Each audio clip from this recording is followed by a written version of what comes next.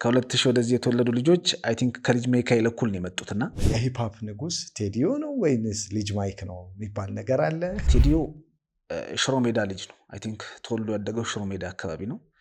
በደንብ ይሄ እርድናን ከድሩዬ ጋር ያደገ ልጅ ነው። በቃ ድሩዬ ስትሆን ይገባል እርድና ምን እንደሆነ። ኳሊቲ የሆኑ ሙዚቃዎችን ዴሊቨር በማድረግ ልጅ ማይክ ነው ወይንስ ቴዲዮ ነው ኳሊቲ የሆነ ሙዚቃ ዴሊቨር ነው? እኔ ቴዲን ሳቀው እንግዲህ በዛ ሰዓት ሂፕሆፕን በስነስርዓት ማቀው በሱ ነው፣ በቴዲ ነው። በዛ ሰዓት ልጅ ሚካኤል የለም።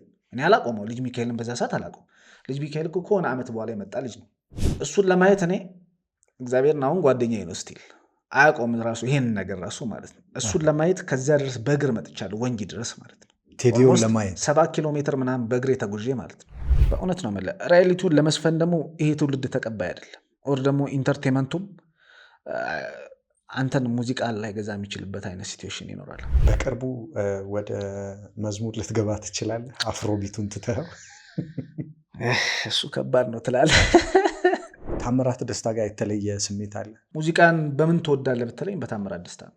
ሁሉም ያልፋል፣ እግዚአብሔር ያሳልፋል። ሁሉም ያልፋል፣ እግዚአብሔር ያሳልፋል።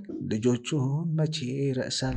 በጣም ማሳዝን ሰው ነኝ። አሁን እንደዚህ ለብሼ ስታይ ዘንጬ ምናምን ስታይ ምናምን ኦር ደግሞ ሰው ሚዲያ ላይ ሲያይ ስዘፍን ያን የመሰለ መኪና ይዤ ምናምን ብዙዎቹ ኢትዮጵያ ውስጥ ያሉ ሰዎች አይ ቲንክ ራሳቸውን በእንደዚህ አይነት መንገድ እየሸወዱ የሚኖሩ ሰዎች አሉ። ይህን ያክል እንደዚህ ሰውን የሚበድለውን አይነት በደል በድያት አይደለም፣ ግን እንደ ጥፋት እሷ ያየቻቸው ነገሮች ሊኖሩ ይችላሉ እኔ ውስጥ እንደ ስህተት